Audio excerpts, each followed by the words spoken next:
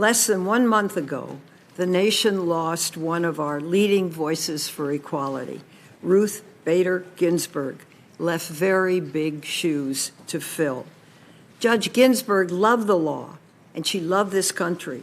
She worked all of her life to ensure that the opening words of our Constitution, "We, the people of the United States, in order to form a more perfect union," included all the people, not just a few, elite few.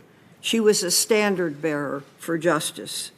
Justice Ginsburg's nomination was the first one that I participated in when I came to the Senate, and it was a real thrill to be part of that crowded and celebratory hearing for someone who had broken down barriers and reopened doors and staunchly believed in a woman's right to full equality and autonomy. In filling Judge Ginsburg's seat, the stakes are extraordinarily high for the American people, both in the short term and for decades to come. Most importantly, health care coverage for millions of Americans is at stake with this nomination. So over the course of these hearings, my colleagues and I will focus on that subject. We will examine the consequences if, and that's a big if, Republicans succeed in rushing this nomination through the Senate before the next president takes office. But most importantly, in just a few weeks, on November 10th, the Supreme Court will hear hearings in Texas v. California, a case brought to strike down the ACA.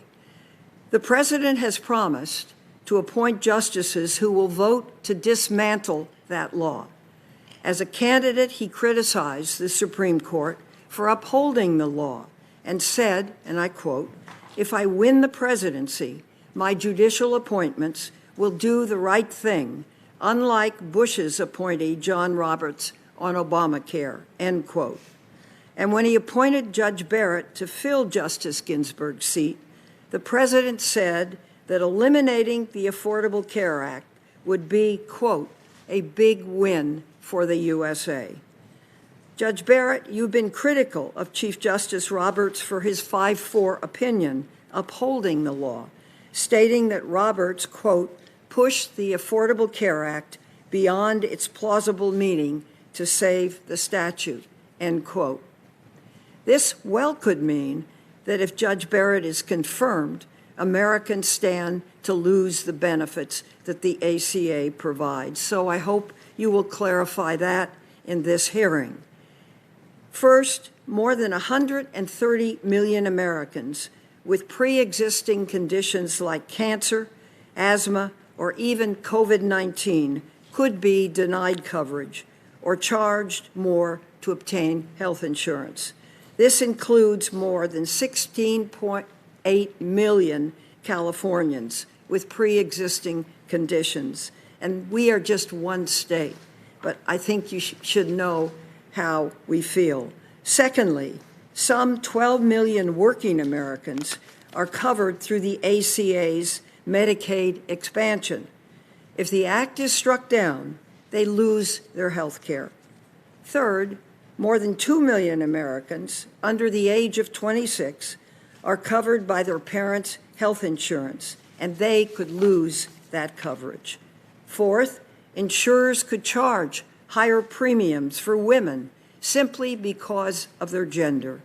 And fifth, women could lose access to critical preventive services and maternity care, including cancer screenings and well-woman visits. Now, the bottom line is this.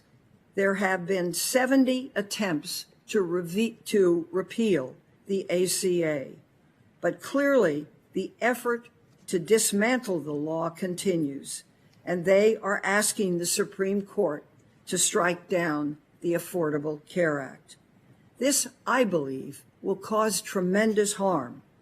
Consider people like Christina Monroe Garcia of my home state. At age 60, Christina's eyesight started to fail because of cataracts. She had always struggled to obtain insurance because of pre-existing conditions, including C-sections and epilepsy. The cost of coverage, when it was even offered to her, averaged between $2,500 and $3,000 a month, far more than she and her husband could afford. In 2010, she was able to obtain coverage through the Affordable Care Act. Within weeks, she was able to have cataract surgery. This saved her life. Christina described her reaction when she was able to get coverage through the California Health Exchange following passage of the ACA. And let me quote, "It was like manna from heaven. I cried. After all these years of struggling to obtain coverage, I was able to get insurance through the California Exchange, no questions asked about my pre-existing conditions. The premium was worth $200 a month as compared to the $2,500 to $3,000 monthly payments I would have to pay before the ACA if I could even get an insurer to offer me coverage." As Christina further explained, and I quote, "People just don't understand what it was like, the incredible fear before the Affordable Care Act, having to worry about being able to cover medical expenses and not being able to find affordable insurance," end quote. We can't afford to go back to those days when Americans could be denied coverage or charged exorbitant amounts. That's what's at stake for many of us, for America, with this nomination. And that's why the questions we will ask and the views, hopefully, that you will share with us are so important. We are now just 22 days from the election, Mr. Chairman. Voting is underway in 40 states. Senate Republicans are pressing forward, full speed ahead, to consolidate a court that will carry their policies forward with, I hope, some review for the will of the American people.